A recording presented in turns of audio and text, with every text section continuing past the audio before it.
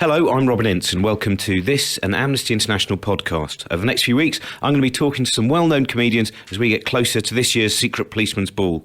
Today, I'm here at the Edinburgh Fringe Festival and I am with Mr. Stewart Lee, the comedian, the writer, the director, the columnist, both for magazines which are still alive and those which have died as well without paying you. Many which have finished without paying me, yeah. And what are you doing? You've been to the Fringe Festival too often now. This must be 20 years, isn't it? I think it's 22. I think it's 22 years, but I can't quite remember now. And this year I'm doing a stand-up show, which isn't really a proper show, because I'm trying to work out stuff for doing a telly thing next year. And it's advertised as such. All the publicity says, work in progress, old material and new material, notes towards a television project in huge letters. But I still made the mistake of doing a Robin Ince-like thing and looking on the internet at what people were saying, and they were saying things like, it was as if he'd never done some of it before, or this bit was old, or you'd think he would have worked it out in previews. So I've been doing that, and that's been all right. And then I've got a little theatre piece on that I've written called Elizabeth and Riley Lateman Live. And that's with Simon Munnery, With Simon Munnery Elizabeth I, as Queen Elizabeth who I. looks fantastic. Yeah, he does look really good, yeah. I think he would look better more often in Tudor regalia. Basically, if you want him to do those things, you have to trick him by getting him to dress up as Elizabeth I. Or last year, I got him to dress up as a kind of weird version of Samuel Johnson. So, yeah, he's been great.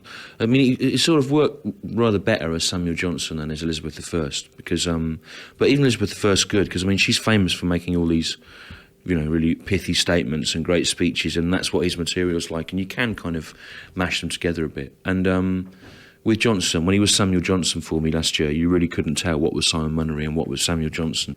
With Queen Elizabeth, it's rather more obvious where we've tinkered with it. Queen Elizabeth did say, the weak and feeble woman, I have the body of a weak and feeble woman, I have the heart and stomach of a king, but she didn't say, and also the brain of an eagle and the penis of a hippopotamus. And all I need now is some glue. That's very much Simon added on. That's because I think Simon's little book, How to Live, I think it's called, which someone told, I think it was Simon actually said that years ago there was this guy who would come up to a gig that he thought was a bit weird. Yeah. And he went, I really like what you do, Simon. I've spray painted one of your lines on a wall. Yeah. And he's gone, oh, right, brilliant. It was just some lunatic. And then the bloke kept coming up to him. And then about the fourth time, someone went, you know that bloke? That's that bloke Banksy. And it was like, what? This is now probably one of the wealthiest graffiti artists in the world. Yeah. Well, Banksy put that book out for him. And Banksy was a real fan of Simon's stuff. And he does spray up a lot of his things. And when you buy the Banksy books, which must have sold a lot of copies, you see Simon's lines like, many are prepared to suffer for their art, but few are prepared to learn how to draw, for example, is up. And then Banksy uses him in an attempt to preserve his anonymity when he went to the States.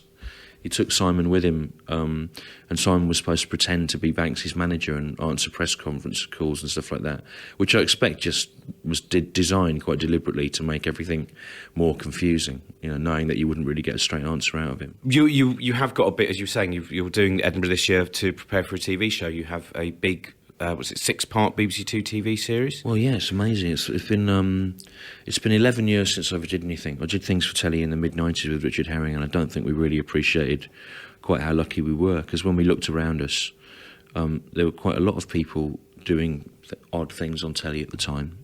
Like there was Reeves and Mortimer in The Fast Show and Steve Coogan and all the kind of things that people of our generation thought were good. And it somehow didn't seem the sort of inaccessible citadel that it does now, with hundreds of layers of bureaucratic madness involved. It did seem like a kind of, you go and do something and someone might go, oh, try that out. But I think we were probably incredibly deluded and ungrateful, and didn't realise how lucky we were to be doing it on the back of 3 or 4 radio series. But anyway, I am doing a series BBC Two next year, and it's been 4 years in preparation. Initially, I was asked to go for a meeting at BBC Two, and they said, you're great, what do you want to do? And I said 6.5 hours of stand-up. And they went, get on with it, it won't be a problem. And then it was a problem. And it got stopped. And then it went down to being, you had to do a pilot. And then it went down to, I had to do a 15-minute pilot. And then it went down to nothing. And then about 18 months ago, it came back on the slate. And we did a pilot. And it went really well. So, the series is happening now, which is really, really great. So I think it should both be easier and better than anything I've done before, hopefully. But I've seen the pilot, and I am almost surprised that it has been commissioned because there's no angle.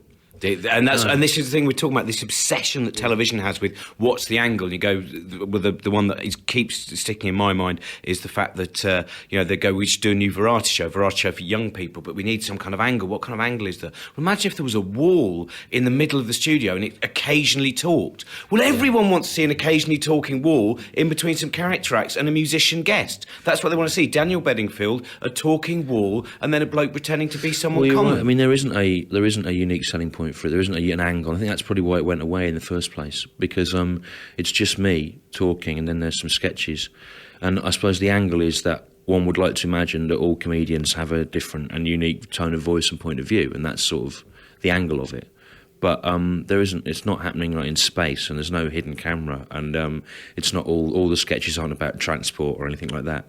So I really think when I looked at the pilot, I thought, well, this would never have got made unless it was for the fact that for the last 4 years, I've had really good reviews. So I think I think I'm in this position where I seem like an asset to a broadcaster. And even people that haven't heard of me, I think are going, oh, you're doing something with Stewart Lee. Well, he's very good, of course. I've never seen him, but I've heard he's marvellous. So I think I'm just in that phase, and that will change. And in fact, looking at looking in a Robin Ince-like way at all the internet reviews this year, that it is like that is the start of the backlash. And so I think I may have ducked it for a year by not really doing a big show. But I think, and also the other thing that will happen is all the people that only like you because no one. I mean, I've got about 5,000 people that like me, and that's as long as you're not using MySpace, of course, as the idea of and how many people go and see me in a year, and actually that if as long as you haven't got a promoter stealing all the money, you that's a living, But a lot of those 5,000 people will be the kind of people that, if I get on telly, will not like me anymore, and so they shouldn't. So we'll see what happens. I was thinking, since you've got older now and you have a child, and you would imagine that you might swing to the right because that's what we often expect. And if anything, your stand-up has become more politically passionate. I think it's certainly since you've come back. There was a cynical sarcasm and deconstruction in your old stand-up, but now you do seem to be fired up a lot by... Well, I think it's just things that have happened to you. Like, first of all, when doing Jerry Springer the Opera made me think a lot about, well, two things. One is this kind of assumption that... my experiences working on that made me think about this kind of assumption that it happens in every area of life now, that something's only operating at its best if every last possible ounce of profit has been squeezed out of it. And so that tended to have a knock-on effect about how I did other things subsequently. And the other thing, of course, was like being involved in a whole debate around that, about what you can and can't say and freedom of speech and whatever. And it made me think about how these kind of things hang by threads a bit. And I was kind of lucky, really, because when I gave up stand-up for a bit in 2000, 2001, it was kind of because I had nothing to talk about. And yet doing Jerry Springer the Opera and like having to go around the country sort of defending it and people trying to ban it kind of fired me up again and made me realise that there are important things to talk about. But can you do it in a funny way? And the other thing I think that happened in the time I had off was there was a sort of wave of people that came along. Well, like Daniel Kitson came to fruition and Josie Long started. And I remember seeing Boothby Graffo a few times during that period as well, and seeing people that were as funny as all the cynical comedians that I thought I was and that I liked in my 20s and early 30s, but they were talking about things that they liked or offering hope and things like that. And I thought, I wonder if there's some way of doing that, because people always, when people talk about Bill Hicks, for example, they say, oh, he's a cynic. But he doesn't seem like a cynic to me. He seems like a defeated romantic, which is a slightly different thing. So I wondered if there was a way of bringing in an element of defeated romance rather than cynicism into the whole thing. And I certainly think the last 2 shows did that. Well, there is. I was going to bring up the fact that we were talking before about passionate stand-up and politics. If you do any politics in your stand-up, there will be people who go, "Well, how's that going to change anything?" But you go, "Well, politics is still just a subject." Yeah, it's just a subject. And so, people doing cock gags or gags about wanking, people go, "Do you know what? That bloke's been in 20 years of wanking gags, and the style of wanking still hasn't changed in the country. It's about time we stopped having these kind of jokes." Yeah, but then things go in and out of fashion. I mean, things go in and out of fashion. I think that there was, although weirdly there was a right-wing government in, I think in the world of like comedy and the arts in the 80s there was a kind of liberal consensus, And now it's more difficult. It's more difficult to know exactly how things are going to play. And I was watching Richard Sandling's show the other night. He's a guy, he runs a video shop in Southend and talks about that. But he did about 20 minutes in the middle of it about his experience of racism at work and people's kind of stupid attitudes towards immigration. And 4 people in the front row got out and left. Now, it may have been that it wasn't like fully formed and it wasn't quite funny enough, but it did look like a kind of protest walkout. And something that wouldn't have happened 20 years ago when we started is there just wouldn't have been BNP voters in an audience in a comedy club. Whereas, at Leicester 2 years ago, I remember Shappy Khorsandi was on stage at Jongleurs in Leicester doing jokes about the BNP. From the point of view of a non-white person, and BNP supporters in the audience went and complained to the management that they didn't expect to come out and have their views insulted, and like that just would never have happened in a comedy club a couple of years ago. And this is slightly one of my worries about the comedy festival, right? These 4 big venues have sheared off from the Fringe and called themselves the Edinburgh Comedy Festival, because they say that people don't appreciate what a brilliant month it is here and how great all the comedy is. And if only we could get some more marketing money from a sponsor, we could tell everyone about it and loads more people would come. Now, I don't know if I want loads more people to come, because I expect that Tallinn and Prague and Dublin thought it was really great when the EasyJet flights opened and there was all this money coming in from English stag parties. But now all those cities are awash with English vomit and all the women have become prostitutes, right? And I kind of think they were really nice before, and I kind of think the Fringe is really nice. And do we actually want the kind of people that would come to the Smirnoff, Carling, Red Bull comedy festival marketed all over the country? We probably don't. And what it would probably mean is that comics wouldn't be able to do as interesting material because there'd be a stag night mentality or a comedy store or a Jongleurs mentality about what people should be seeing. And at the moment there's this weird enclave, and whatever people say about it being over-commercialised and whatever, it's still a place where people can actually do what they want, and they can normally find an audience that want to see it, and they don't have to be responsible to the sponsors or the promoters or whatever, but they would be in an Edinburgh Comedy Festival, and I think it would change who came. And I think it might have that feeling like you have when you go to Prague now and you just see puke everywhere and prostitutes and go, "Oh, you should have come 10 years ago, it's great." And I think like that might be what happens, but it might be just a paranoia. But again, it's that feeling of, it's so brilliant here, we should tell everyone about it and make more people come and make it bigger. Why should you do that? The only reason to do that is to make more money out of it. What's the point? It's really great, just leave it alone. It's like the secret pub you won't tell anyone about, which you're quite right. It's closed down, actually. Oh, has it? Yeah, well, no one was going. Right, yeah, well, that's your fault. Stuart Lee, no, I don't want anyone to know about my secret pub. You've got what you deserve.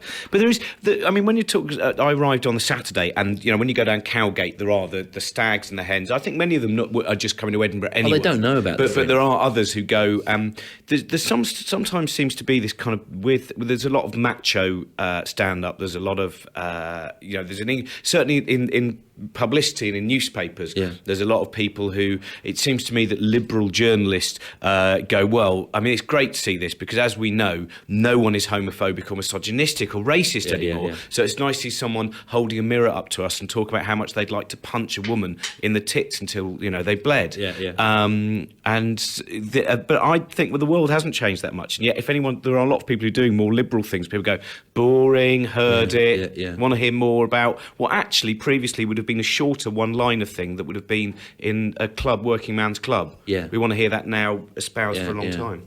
Well, I think I know what you mean, but I also think it's difficult to make generalisations about that because when you go and see Sadovitz, he does all those things that you're talking about not liking, but he does them. I'm not saying not like him. What I'm saying is that there's a kind of a macho posturing, whereas Sadovitz ultimately the self-loathing within. The self-loathing changes it. I mean, it's difficult to know how these things read out of context without actually seeing them in the whole act.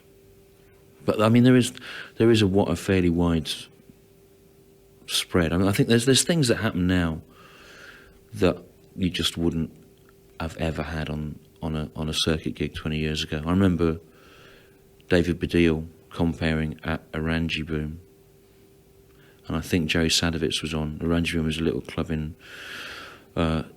Chinatown in London, and I think Sadovitz used the word and David went and apologised afterwards to the audience for them hearing this, which would have been about 1990. And yet, of course, within 5 years, if you could blame the shift towards thuggism in society on one person, it would be him. Making football and porn acceptable. Who do you have any specific inspirations when you over your 22 years, whatever you've been doing, stand up? Well, I think with comedy, right, there was one guy I saw in 1984 who always gone about, Ted Chippington, who I saw him opening for the Fall when I was a teenager, and it was sort of it was a bit like Ed Axel now, you know, it was like anti-comedy, no jokes. And I thought it was like the coolest thing I'd ever seen. But subsequent to that, when I was here in 1987, there was one particular show I saw, which was Arthur Smith introducing a bill which was Arnold Brown, Jerry Sadovitz and Norman Lovett. And I thought it was absolutely superb. And I actually think that the whole matrix of like everything I did for the first 5 years I was doing stand-up is like them plus Ted Chippington. You know, really just the trying to do some of the sort of shock of Sadovitz with the calmness of all those other acts, you know. And I think I was really lucky that if I'd seen any other bill, I think I would have thought, God, I could never do stand-up. It's men shouting and running around fast and whereas I think I'm really lucky that the first bill I saw of stand-ups was kind of grumpy and lugubrious, which is sort of what I was like. So I kind of thought I could probably do that. But I think it was just a bit of luck, really. And I think probably those people would be coincidentally the first people I saw, but also just by sheer luck, the people that were most like anything I'd want to do. I was going to go back briefly as well, because you didn't go to Glastonbury this year because you went, it's all rubbish. And then I rang you, I can't remember who I'd just seen, and you went, oh, it actually sounds quite good. It did sound good. It did, politically again, I found it very interesting this year. Maybe it's because I hung around the left field tent. But overall, I got this sense that there were a lot of people who, they were kind of united, also in the fact that a lot of people didn't go to Glastonbury, it's going to be rainy again. And so the people who did come were quite diehard, and they were, you know, Tony Benn was on, and Billy Bragg, and trade union leaders, and talking about, you know, banana plantation, all manner of things that were going on. And I did seem to see that there was a passion about politics. And I was going to ask you, we've talked about inspirational comedians, but is there anyone politically, or anyone as a writer that you would go, you can read an essay and go, oh, that's... Well, politically, not really anymore. I mean, I really like it when you see those Tony Benn live tours, but I just think it's such a different landscape now to the one we grew up in. Again, I mean, you hate sounding like an old fart, but when we grew up in the 80s, Michael Foot was the leader of the Labour Party, and Michael Foot was scruffy and wore a duffel coat. But in between the First and Second World War, Michael Foot volunteered to go to fight fascism in Spain. He actually volunteered for a war that he didn't have to be in to go and fight for something he believed in. And I don't think there's a single person in British politics today who could imagine actually putting their own life at risk over something they believed in. Just no way, you know. So I think it is hard. So as usual, you're sort of inspiration from the past. In places like Burma, comedians can be arrested and incarcerated for a long period of time for doing some gags. Now, do you think that means that we should make sure that we take, if you want to anyway, risks and say what we really believe in, because we as yet can only be censored by not being placed on television or radio or gaining any publicity from the local newspapers, and therefore only playing to 12 people in Rotherham Library Theatre Bar? There's a tendency now for these odd shows get promoted as like say the unsayable, and people go, hey, we're having, particularly in America, they go, we're having nasty night. Come down to the nasty show and you can say whatever you want. And I always think, well, Greg Fleet was talking to me about this, and he said, well, we can say whatever we want anyway. Why do we need to go to like an event where we're told what we have to? And that really makes you think that, yeah, you are allowed, you can say whatever you want, and all that can happen to stop you saying whatever you want is enough people go, don't say that, and go and don't watch it, and you never get to perform. But I think that when you read about comics in those countries getting put in prison, you realise what a luxury that is, and probably that if you are going to say what you want, you have a responsibility to research it a bit and at least know what you're talking about, and because in other places people are made to justify their position and be accountable for it, whereas here we're just allowed to say anything. I think it is it's a right that's been hard won, and it was always a struggle going on quietly by people like Amnesty, even here, to maintain it. And so we're very lucky to be able to do it, but I also think you have to think, why am I saying this? Everyone has a duty to their community. What do you consider yours to be? And what's your community, actually? That's what Well, I was thinking about this recently, and I was thinking, like, where we live in London, everything's at breaking point, and everyone's really stressed out, and Hackney Council's like falling apart, and I thought, I should just leave. And then I thought, no, I'm exactly the sort of person that should stay, because I can write letters and complain about things. So I'm trying to figure out now what my community is and what my duty to it is. I don't really know whether it's to stay and struggle and improve everyone's standard of living by association, or just to go, oh God, I've had enough, and leave and go and live in a wood. Do you have a favourite comedy sketch? Well, my favourite bit of comedy on TV is when Father Ted has to look through the window at the Chinese people waving at them, and there's a black mark that makes him look like he's dressed up as Hitler. That, for me, that's my Del Boy falling through the bar, and I must have watched that 30 or 40 times. I think it's great. Everyone's entitled to a nationality. If you could choose another, what would it be? Probably Irish. If I could have a second nationality, yeah. Why? Well, they seem so harmless, you know. I mean, it's a bit embarrassing being British at the moment, isn't it? Because you're basically the second most hated country in the world, because we were associated with America. And I don't think anyone realises that. I don't think anyone's quite aware of how badly it comes across whenever we now try and give advice to other countries about how they should be behaving in an ethical way, when we're apologists for Guantanamo and facilitating all those torture flights, and also going into a war that the UN didn't agree with. But I think I'd like to be Irish, because wherever Irish people go in the world, they seem to be welcomed as sort of ambassadors of a kind of leprechaun-style goodwill. So, yeah, probably that. Thank you to Stewart Lee. Thank you. A chance to see lots more comedians supporting Amnesty at the Secret Policeman's Ball on the 4th of October, or see it on Channel 4 at 9 p.m. on Sunday, October the 5th. And for more information about the Secret Policeman's Ball and Amnesty International, log on to www.protectthehuman.com.